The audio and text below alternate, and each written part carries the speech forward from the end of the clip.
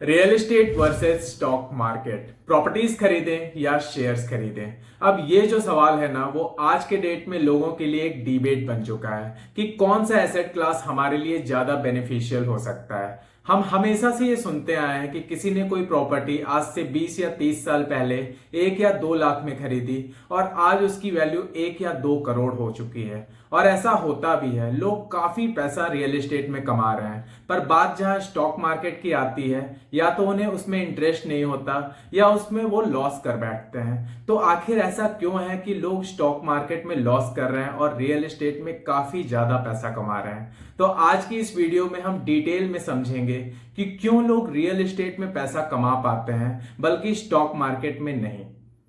नमस्कार दोस्तों, मैं हूं अभिषेक शर्मा और इस वीडियो में हम रियल एस्टेट और स्टॉक मार्केट को डिटेल में कंपेयर करेंगे और साथ ही ये भी जानेंगे कि हमारे लिए कौन सा एसेट क्लास बेटर है। पर उसके पहले इस वीडियो को एक लाइक कर दें और इस चैनल को भी सब्सक्राइब करें ताकि ऐसी ही इंफॉर्मेटिव वीडियोस में आपके सामने और लेकर आ पाऊं। तो इसी के साथ वीडियो को स्टार्ट करते हैं।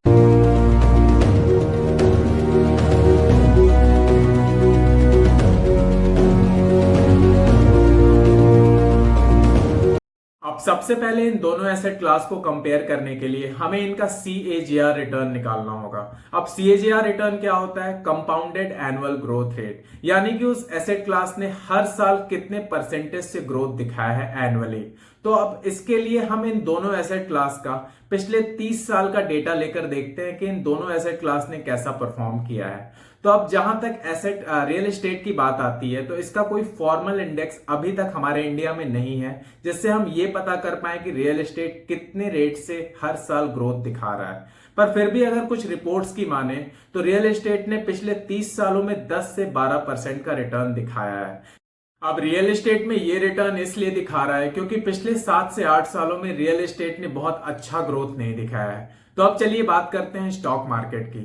तो अगर आप इंडेक्स में यानी कि सेंसेक्स या निफ्टी में बिना अपना ज्यादा दिमाग लगाए अगर आप अपना पैसा इन्वेस्ट करते हैं, और मैं ये अज्यूम करके चलता हूं कि आपको जो डिविडेंड्स अपने स्टॉक से मिलता है वो भी आप री इन्वेस्ट करते हैं उस स्टॉक में, तो स्टॉक मार्केट ने पिछले 30 सालों में आपको 17% का रिटर्न दिया है।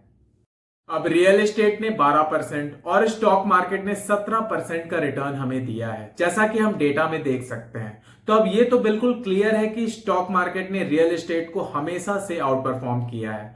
तो अब हमारे मन में ये सवाल आता है कि हम सब ने रियल एस्टेट में खूब सारा पैसा कमाया है, पर जहां स्टॉक मार्केट की बात आती है किसी ने स्टॉक मार्केट से पैसा नहीं कमाया। ऐसा क्यों? तो अब इसका सबसे पहला रीजन तो यही है कि इंडिया में सिर्फ 3 से 4% लोग स्टॉक मार्केट में पैसा इन्वेस्ट करते हैं। तो अब जब इन्वेस्ट करेंगे ही नहीं तो पैसा कहां से कमाएंगे?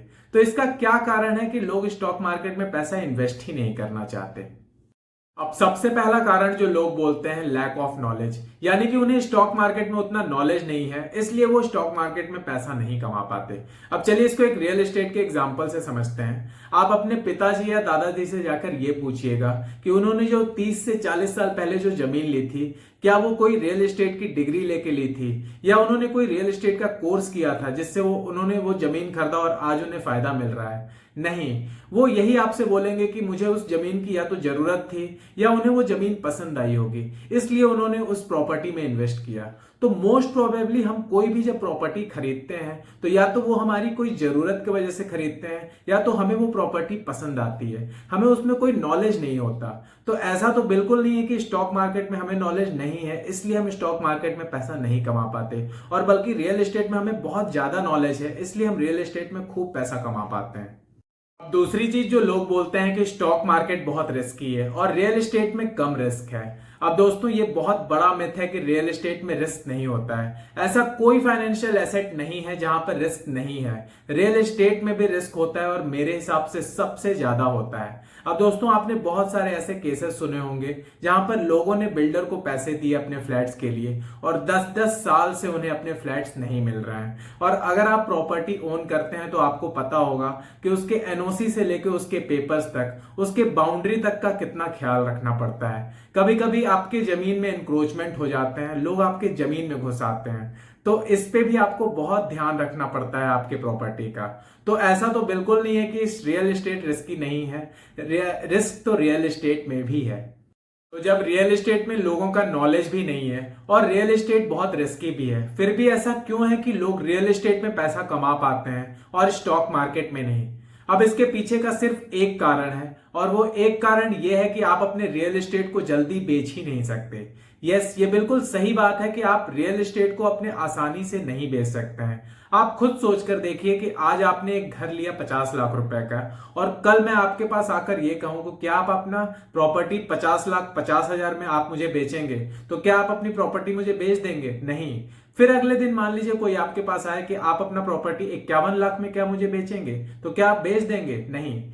फिर उसके अगले दिन या कोविड जैसे सिचुएशन में आपके पास कोई आके ये कहे कि आप अपना घर मुझे 20 लाख में बेचेंगे, क्या आप बेच देंगे? बिल्कुल नहीं, आप नहीं बेचेंगे उस केस में। अब रियल एस्टेट की यही डिसएडवांटेज इसके लिए सबसे बड़ी एडवांटेज हो जाती है, क्योंकि रियल एस्टेट को बेचना इतना आसान नहीं होता है। आप अपने रियल एस्टेट को लंबे समय तक होल्ड कर पाते हैं, जिससे कि आपको बाद में जाके बहुत अच्छा प्रॉफिट होता है। मान लीजिए कि आपकी प्रॉपर्टी की ही रेट स्टॉक मार्केट की तरह स्क्रीन पर आपको कल से दिखने लगे।